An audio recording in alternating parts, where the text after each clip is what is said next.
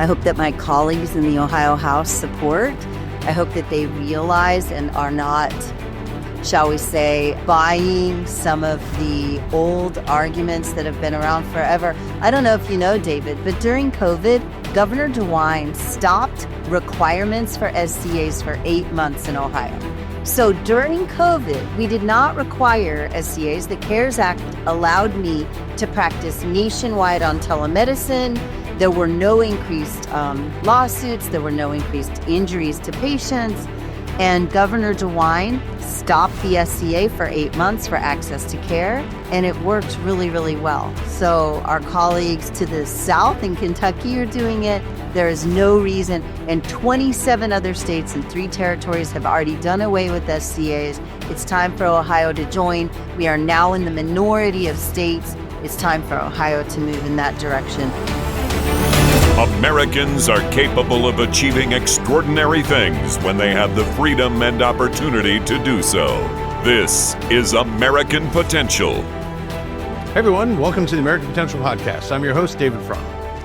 Yeah, as a dad who spent plenty of time in hospital waiting rooms with kids who've, broken bones or caught every germ imaginable, I've learned one thing. When you're sick, you don't really care about titles. You care about getting the care you need. In some states, there is red tape that stands in the way of certain medical professionals and patients. These professionals have put in the work, years of schooling, thousands of clinical hours, and real-world experience that proves they know what they're doing. So how does this red tape help patients who are stuck waiting weeks just to be seen, especially in small towns and rural communities? Not sure, but some states have updated their laws, cut the red tape, and let highly trained nurses step up so patients can get the care they need. In Ohio, there's a bill on the table aiming to do just that.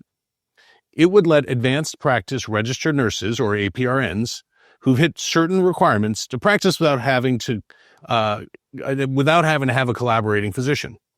So today we'll discuss with our guest and why updating scope of practice for APRNs in Ohio might just be one of the simplest ways to give communities better, faster, and more accessible care. Our guest today is the sponsor of this bill. I want to welcome Representative Jennifer Gross to the podcast. Representative, welcome. Thank you, David. Good to be here. Great. Well, look, I have a lot of kids. People who frequently listen know that I have 11 kids. Good. So we have had a lot of healthcare and a lot of medical appointments and registry visits and all that. So I'm very interested to hear how we can do a better job. I don't live in Ohio, unfortunately. I live in Illinois, but how we can do a better job providing affordable and accessible care. So I'm excited to talk about this. But before we get into the bill, my understanding is that you served in the Air Force. Is that correct? Yes, sir. 21 years. I'm a retired Air Force combat lieutenant colonel. Wow. Excellent. Well, thank you. What made you want to join the Air Force?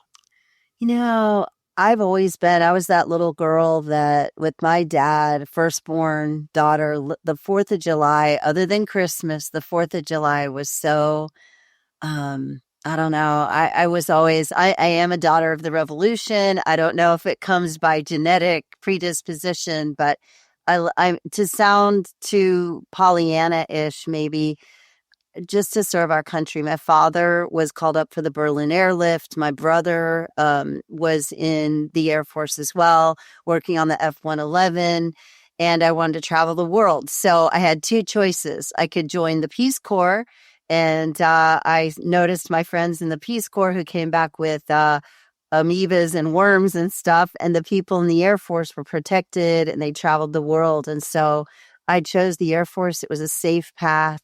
I loved it. I miss it. And I wouldn't trade a day. That's wonderful. I know you guys have one of the great Air Force bases in Wright Pat there in Ohio. And if folks don't know, the museum, I think is it the Air Force Museum? Yes, it is. The museum at Wright Pat Air Force Base is just amazing. It's as good as any Smithsonian. It's just a phenomenal thing. Yes. I took some of my boys there a few years ago, and I was amazed by it. I homeschooled my boys, and one of the beautiful things about being an APRN was I was able to work around my homeschool schedule. But the boys had a choice. We could pay for other museums, which we did, and the Cincinnati Museum Center, and then the Boonshoft Museum. There's a science museum and the Air Force Museum. So they would often have a choice. Now, the Air Force Museum is free to anyone who comes to want to observe or see everything, with the exception of the IMAX and the gift shop, of course, and things like that. But the boys would invariably often choose the free museum, and it's endless. As you know, you can't see all 4 or 5 buildings now in one visit. You have to come back. So we welcome everyone, even from Illinois, to come to Ohio to come and see us here. Yeah. Well, my homeschool boys, we homeschool ours as well, really, Yay. really loved it. It was great. I think they were like, Tad, maybe. I don't know. I was like, no, it's going to be great. And they were like, whoa. Did they sit in the it was F-16 fuselage and pretend like they were in the fighter jet? And did you guys spend the extra money in the simulator and have them rock back and forth? And no, I didn't do that. And, and see the SR-71. Oh my goodness. It's wonderful. I mean, it's phenomenal. You walk into a building and there's a giant rocket ship, or there's a massive bomber or something like just sitting in there, like not a small one, like the full size. It was amazing. Right. That's right. And the story of Sputnik, and I believe the Air Force song maybe is on the wall in there as well. I mean, you just can't. Everyone needs to come. Everyone, more than once. So I'd endorse that. I highly recommend it. All right. So, when you were in homeschooling your kids, you're a nurse practitioner, an APRN. Yes, sir. What made you want to practice medicine and become a family nurse practitioner? I think in a way, I started out as pre-med as an undergrad. Neither of my parents had attended college in person. My father went to night school and graduated. I was so proud of him. He graduated with a business degree with 3 children when I was in high school. And my mother was a nurse. So that was part of it. My mother was a psychiatric nurse, a clinical specialist who worked with veterans.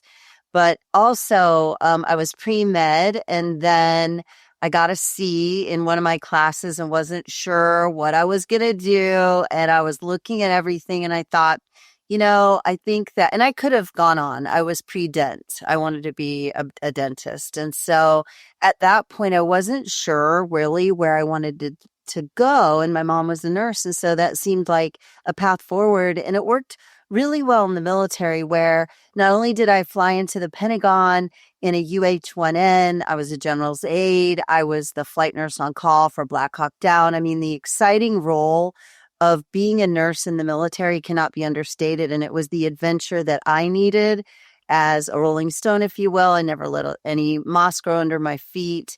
My father was in the FAA. All these things just really fit into the Air Force provides an opportunity. You don't go to a hospital and stay there. Not that there's anything wrong with that. But I started in the PEDS ICU and the Air Force needed me. And so they asked, and I wanted to be a flight nurse. That was one of the biggest things. And as recruiters might be, as you may know, the recruiter neglected to tell me that I could have gone into the reserve and immediately been a flight nurse. He didn't tell me that. Oh. He convinced me to go active duty, where there are only at any given time about 99 flight nurses, whereas 90+% of all flight nurses are reservists. The chance that I would have been a flight nurse in the active duty force was rare, but I ended up being able to do that in Germany. And so the rest of the story is history. So, well, what specifically does a flight nurse do? What's the difference between a flight? I mean, I imagine act as a nurse on a flight. Correct. And so I was a flight nurse in Saudi Arabia. I flew into Sarajevo in a combat mission there. I was the flight nurse on call when the casualties were called in for Black Hawk Down. You're flying in regular missions. We flew to Turkey and Spain and Italy and the travel, you manage the team. And so now in the Air Force, when I first came in, we didn't have what we call CCAT teams. So those were combat teams where you have a respiratory therapist, maybe a doctor, maybe an ICU nurse, but the Air Force, regular Air Force flight nurse is managing the crew. So you've got an MCD, the main flight nurse who controls the team.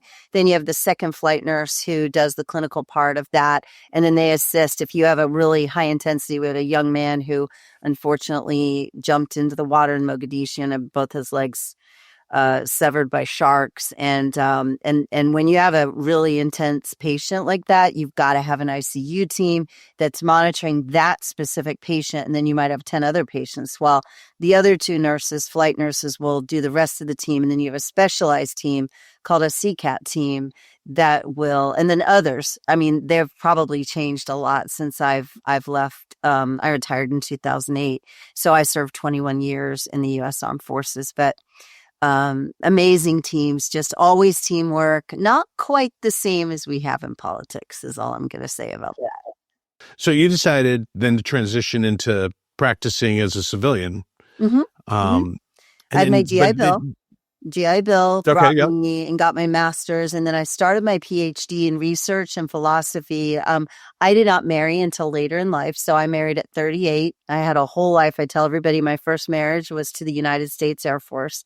Met my husband when I was 38, had my first child when I was 39, my second when I was 42. So retired at 2008 at 42. And so it just became too much to stay. I miss it. I'll miss it for the rest of my life, but would highly encourage anyone who wants to join the U.S. Armed Forces to really consider that. So, yeah. That's great. So when you're moving to civilian life and you're a nurse practitioner, what were some of the barriers that you came up against? For me, I practiced as a regular nurse, if you will, meaning RN, not just, but a regular nurse before I became an advanced practice nurse for 16 years prior to going back for my master's. So obviously I had a lot of nursing experience, not only in flight nursing, but also pediatric intensive care, internal medicine, all of those types of things before I then went back to school to get my master's as an APRN. Barriers, perhaps the money to go to school, but the Air Force removed that barrier by giving me my GI Bill, which is what I used. And so, of course, and then in Ohio, I also had an advanced practice scholarship. We had a scholarship that I also received. So I had my GI Bill plus my scholarship at the University of Cincinnati. I'm very thankful for that. So financial might have been a barrier for me, but because I'd served in the military, I had no debt when I graduated with my master's and then began my PhD. But as you know, I did not finish that. I had a baby instead. Mm-hmm. It's a good trade-off, I think. Absolutely. No regrets. It was just so much to start my PhD in research and philosophy and have a newborn and a 2.5-year-old that I made a decision toward my marriage and my family. And I don't regret that at all. Yeah. So, you're taking care of your patients as a nurse. What made you decide that you wanted to run for office? That, I don't know. Am I allowed to talk about my faith? That's a God story because honestly, I had no intention of running for office. I was what we call part of the Central Committee. Every party in every state has the closest level to the voter is called the Central Committee. And someone said, have you ever thought about running for the Central Committee? And I'm like, I don't really know what that is. They're the ones who endorse your candidates, and they're the ones that may or may not endorse your most conservative candidate sometimes. And so they said, you ought to consider running. So I ran. It was a tough race and I won. And I was retired from the military, knew my retirement would kick in, practicing nurse practitioner, homeschool mom, no interest in running. Had 2 Christian women come to me and say, would you consider running for office? And I said, absolutely not. I'm not interested. I've got a family. I was also, in part of my career, which we didn't talk about, I was also a drug rep. So I managed a $3 million territory for Eli Lilly and was top 2% of the nation selling Prozac and some other medications. So I had a business background. I was a combat veteran. I'm a mom. I'm a nurse practitioner. And they're like, you have this resume. And I was like, okay, whatever. Cause I was focused on my family and just serving. And they asked me to pray about it. And because I was honest, I prayed about it. It's not like I heard a voice from heaven, but there was no absolute no. So once I chose to run, I knew I was going to run full throttle. I'm a firstborn, I'm a driver, I'm a military officer. This country matters to me. It still matters to me. I love freedom. I believe in the Constitution as is. I do not believe it's a living document. I do not believe in changing it. I believe that it was inspired by God and needs to remain unadulterated the way it is today in its original form. And I love our country. And so God is the one who put me here. And so I serve honorably with the best of intentions. I do mess up and I will mess up again, I'm sure. But my heart and my love for our country and the state of Ohio is ever present. And I serve the Lord first, and then I serve my constituencies in honor of the Lord. So that's why I'm here. Yeah, I think it's probably some good prioritization. So you've been working on the Better Access to Healthcare Act for a number of years. Yes, sir. Can you tell us what the current state is with regard to APRNs, and then what this bill would do and how it would affect So in APRNs? Ohio, we are required to have what we call an SCA. This is called a standard care arrangement or agreement. And I do want to clarify some things because a lot of people say things like scope of practice. We in Ohio, first of all, every nurse practitioner, no matter where we are in the nation, are board certified by one of two board certifying bodies. One is AANP, one is ANCC. All of us are board certified to practice at the level of our license by one of those two certifying boards. Okay. So we know when we get our board certification, we are able to practice as an APRN. In Ohio, under an SCA, they determine where we can practice. So they limit us according to what a doctor decides when they sign an agreement saying that we can practice. So to be clear, we are able to practice at our board certification everywhere. But when you are limited by an SCA, a lot of times the competition will come in and say, they want to practice more at their scope higher than their... No. We should be able to practice at the scope that we were board certified to practice at. With an SCA, we are limited to practice in what a doctor then says they're comfortable with us practicing, not what our board certification, which we have duly tested and passed, are able to practice at. I hope that makes sense. An SCA is a piece of paper that a doctor signs that in almost every case, a nurse practitioner has to pay that physician every month a certain amount of money, or the hospital system has to pay a certain amount. I know one hospital system pays a doctor a $12,000 bonus a year to collaborate with nurse practitioners. Now, collaboration means we talk, but we're going to talk no matter whether there's a piece of paper or not. I mean, let's say, David, you're going to build something and you've never built it before. Let's say you want to build a she shed for your wife, because I want one of those, and you don't know how to do it. But you've got to lay a foundation. You don't know how to pour concrete. You need to lay a foundation that prevents moisture, whatever. You're going to consult with someone who's done it before. And always when we're practicing seeing patients, we collaborate. We work with each other, whether it's another APRN or a doctor. We don't have to be forced to collaborate. We're going to collaborate because that's what professionals do. It doesn't require an SCA, which is a piece of paper in Ohio, that by statute means law, that by law we are required to get. Now, in Ohio, a physician can collaborate with 5 nurse practitioners and 5 PAs. So a physician that charges $500, I have a colleague right now who works part-time in her own clinic. She pays $1,200 to the physician who collaborates with her every month. If she goes to full-time, she's going to have to pay $2,400 a month to collaborate with that physician. That physician could do 5 times 2,400 with 5 nurse practitioners practicing alone. Do the math. It becomes a very great lucrative amount of money for a physician, and that cost is passed on to the patient. There is no difference in litigation. There's no difference in safety. In fact, there are hundreds of studies that show that patients safely are treated by nurse practitioners, and they are treated well, and patients are by and large very, very satisfied with nurse practitioners.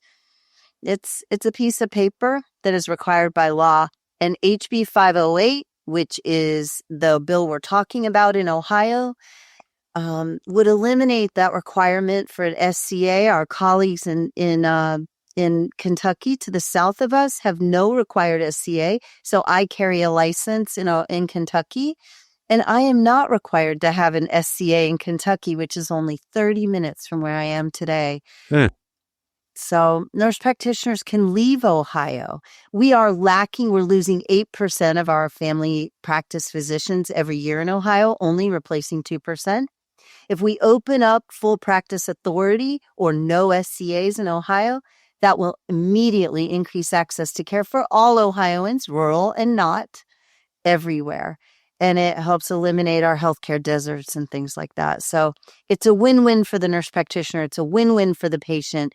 And ultimately, it's a win-win for the constituency and all the people in Ohio, because we know also through other research that will lower costs when it comes to Medicaid and other things like that. So one of the great motivations here is that it's going to expand access to folks. What are the realities facing Ohioans right now, and why is it important to expand access? Well, we are having some healthcare deserts with OB, for instance. We are losing some of our hospitals in our rural areas. And if midwives are able to practice, then they can also deliver health care in these rural areas, and they will. The access to care, like we were talking about with family practice, we know that we're losing 8% of our family practice physicians every year. They're aging out. And allowing nurse practitioners to practice independently will increase access to care. Look, what it does is it allows a patient then, rather than having zero choices or one choice, it allows a patient to say, I choose this person. So maybe they have one choice in one area, but they want 3 choices. Why not allow that patient to decide? I believe that patients know best where they feel comfortable. If you only have one choice of a physician, one choice of a provider, that's really no choice at all. If you have 2 or 3 choices, it increases the ability that a patient is going to, you don't always jive with every provider. And so they might go, this isn't really a good fit for me. They're fine. I'd like to try someone else. Or maybe they're looking for a more holistic view, or just whatever it is that they want. Maybe you've got an OBGYN, and maybe a woman wants to see a female provider, and they've got a female maternal health nurse practitioner who they would rather see than a male. I mean, whatever it is, access to care, the patients you're going to see a provider you feel comfortable with. You're going to avoid healthcare if you don't feel comfortable. And so preventive health also will help in the long run. It helps insurance. It helps state costs to Medicaid when people get their preventive health care maintenance and all of those types of things.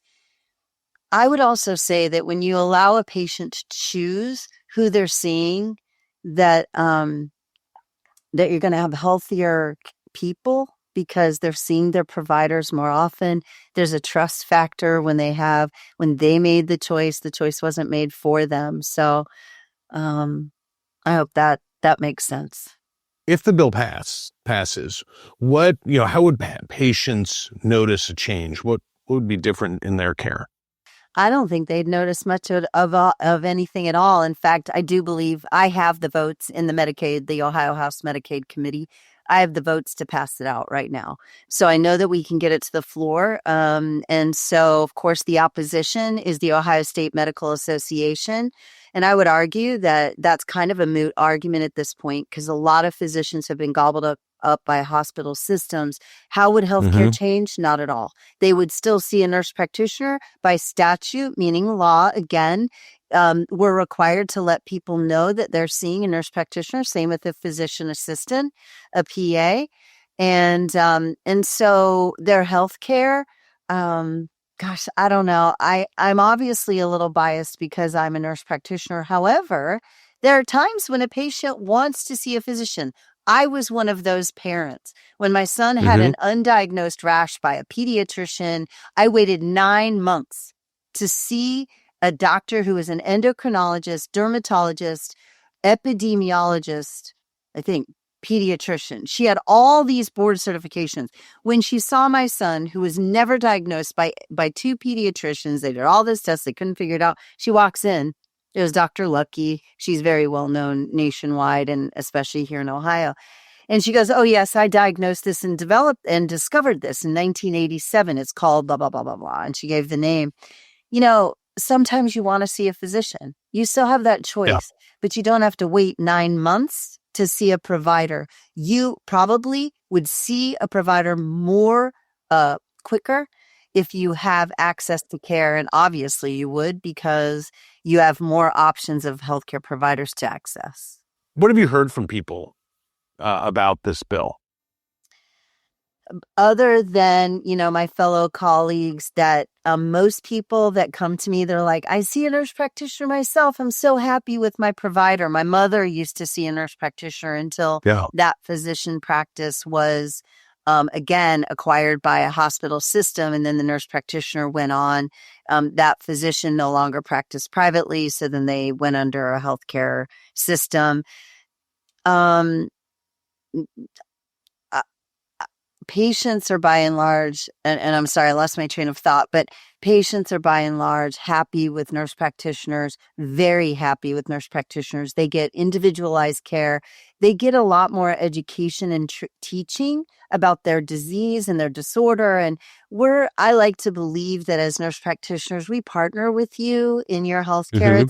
It's not I heard this in testimony. I think people ought to go back and listen. You even hear students going, "I'm the doctor and I'm telling you what." You see, as a nurse practitioner, I'm your partner in your health. I partner with you. I say, "Here are your options for care. Let's talk about this. Let's work together. What works for you?" There's a partnership that I see. I'm not saying I haven't had that I've had great collaborating physicians. My collaborative physicians have been fantastic. They've not been adversarial. I recently met a physician who was extremely adversarial, not mine, but met her at a social event. I couldn't believe she said these things to me. But by and large, our relationships are very collaborative. And the relationship between a patient and a nurse practitioner is a team. We're a team. We work together. And if I need to collaborate with a physician, then I will have another experienced nurse practitioner or a physician. We will know and we will refer to them when we need to. And it's just a good win-win for everybody all around. Well, so you're saying the bill is could be heard in committee and you feel like you can pass it out, right? I do. Is there any timeline? We've had sponsor testimony, proponent testimony, and opponent testimony. The only reason I didn't pass it out was I was asked to delay it because we didn't have time. We voted on 31 bills 2 weeks ago, and I was asked to hold out. But I believe that I'll be able to get it out of committee the next time I hold committee. I hope that's the case. I hope that my colleagues in the Ohio House support. I hope that they realize and are not, shall we say, buying some of the old arguments that have been around forever. I don't know if you know, David, but during COVID, Governor DeWine stopped requirements for SCAs for 8 months in Ohio. So during COVID, we did not require SCAs. The CARES Act allowed me to practice nationwide on telemedicine. There were no increased lawsuits. There were no increased injuries to patients. And Governor DeWine stopped the SCA for 8 months for access to care. and it worked really, really well. So our colleagues to the south in Kentucky are doing it. There is no reason, and 27 other states and 3 territories have already done away with SCAs. It's time for Ohio to join. We are now in the minority of states. It's time for Ohio to move in that direction to help patients all over the country. Great. Well, if I just know that I'm having, again, a large family who's had a lot of medical care. Having choices and being able to find the right fit is so important. So if someone's listening here from Ohio and they want to show their support for this bill, what should they do? They should write the Ohio House Medicaid Committee, the whole entire committee. They can also write the speaker asking for a vote. They can also write they should write their legislator, and they should say this bill is ready to be passed out. HB 508 is ready to be passed out of the Ohio House Medicaid Committee. We kindly ask that you support this when the bill comes to the floor. And if you have any questions, please reach out to Representative Jennifer Gross at rep45@ohiohouse.gov. That's what I would tell them to do. And they need to remember that their voice with their specific legislator, the one that they would vote for, is the most powerful voice that they have. They can write me, but I serve 120,000 of my own constituents. The voice that matters the most to your legislator is you, when you could be the one who votes for them. They care when they hear from you and your voice. So email, for one thing, because it becomes public record, and follow up with a phone call, which can be deleted in our house, but an email becomes public record. So I encourage both. Great. Well, any Ohioans listening, I hope you take action like that and reach out to your rep in the Ohio House. Representative Gross, thanks so much for fighting this fight and for all your service. Thank you, David. It's really my honor. And I would tell you that serving in the U.S. Armed Forces is ever so much, even in combat, just a little bit easier than politics.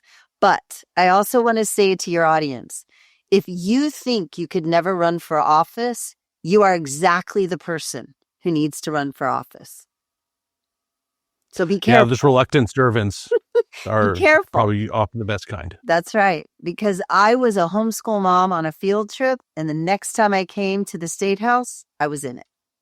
So be careful. Nice. God can do immeasurably more than you can even think, ask, or imagine in your life. And so run for office, even in Illinois, where you are, David. People need to run, and we need freedom fighters and people who support the Constitution. And thank you so much for the opportunity to be with you today. Well, thank you. We really appreciate it. Well, folks, if you like this episode and would like to stay connected with the podcast, be sure to like and subscribe to our channel, as well as following us on Facebook, Instagram, and YouTube. Always remember, liberty and freedom are easily taken for granted. Don't take it for granted. Go out there and defend freedom and liberty. Thanks for joining us, and we'll see you on the next episode. Thank you for listening to American Potential. You may listen to more stories from Americans working every day to expand freedom and opportunity in their communities by visiting AmericanPotential.com.